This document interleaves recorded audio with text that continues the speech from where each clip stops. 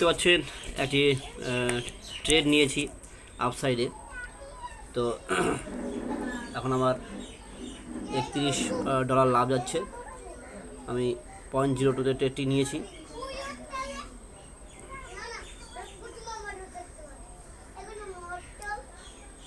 Next resistance দেখতে পাচ্ছেন, আমি এটাকে হোল্ড করব।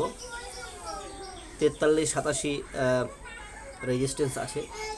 যদি আপনারা দেখেন, যদি আমি 4 ঘন্টায় চলে যাই, 4 ঘন্টায় দেখতে পাচ্ছেন বিগ টাইম হয়ে যদি আমি দেখি, তাহলে কিন্তু মার্কেট এর আগে দেখুন এই যে মার্কেট পড়েছিল, এই যে সাপোর্ট নিয়ে মার্কেট একটা হাই ক্রিয়েট করেছিল, হাই ক্রিয়েট করে এখান থেকে পড়েছিল। কিন্তু আমি বডি পর্যন্ত আমি রাখলাম, জাস্ট হোল্ড করি। এখন এটা এই যে সাপোর্টটি দেখতে পাচ্ছেন অর্থাৎ রেজিস্ট্যান্স, একে মার্কেট এখন ব্রেকআউট করেছে বিগ টাইম ফ্রেমে। তো আমি জাস্ট এটাকে ট্রেল করে নিচ্ছি। আমি ট্রেল করেছি, আমি এটাকে জাস্ট এখানে রাখলাম। $18 যদি আমার কেটে যায় তো আমি $18 নিয়ে আমি বেরিয়ে যাব, আর নয়তো আমি ট্রেডটিকে আবার আমি হোল্ড করব।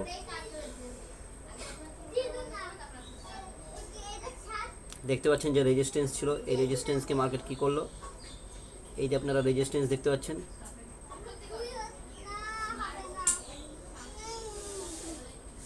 এই রেজিস্ট্যান্সে হতে পারে মার্কেট একটা পুল ব্যাক নিতে পারে, যে কারণে আমি এসএলটাকে ঠিক ক্যান্ডেলের নিচে রেখেছি।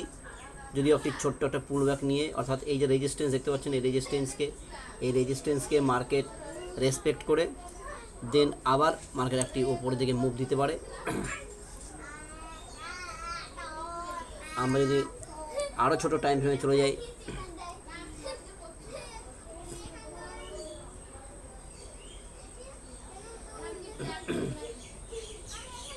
তো দেখছেন একটা ইম্পালসিভ মুভ দিয়েছে 1 মিনিটের টাইম ফ্রেমে। নিচ থেকে দেখছেন যে একটা ইম্পালসিভ মুভ, তারা একটা রিট্রেসমেন্ট নিয়েছে, দেন প্রিভিয়াস হাইকে ব্রেক করে আবার একটি হাই ক্রিয়েট করেছে, তারপরে আবার একটা রিট্রেসমেন্ট নিয়ে আবার একটি হাই ক্রিয়েট করেছে।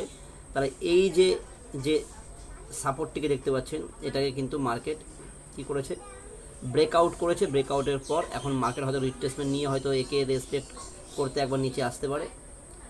তো আমি এর নিচে এসএলটি রেখেছি। ওকে, তো যদি মার্কেট যদি ওঠার থাকে তো এখান থেকে এসেই আবার একটা ওপর দিকে মুভ দিতে পারে। তো জাস্ট আমি হোল্ড করব।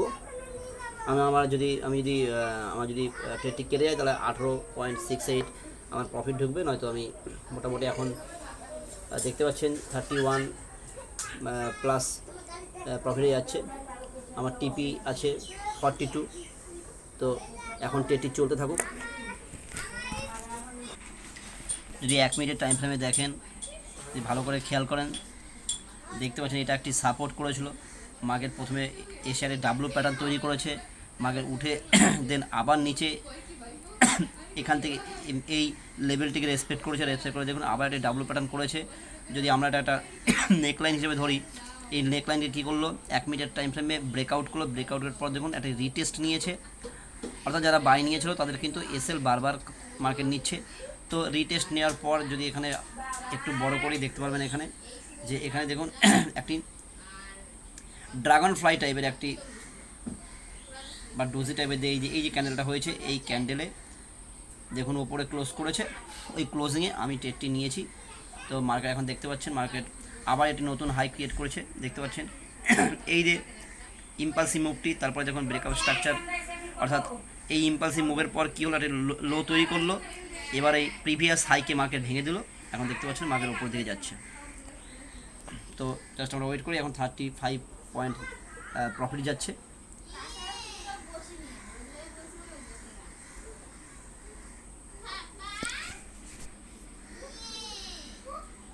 মার্কেট চলতে থাকুক। দেখতে পাচ্ছেন $40 লাভ ঢুকে গেছে আমার। তো জাস্ট টিপি আশা করি এখনই হিট হয়ে যাবে।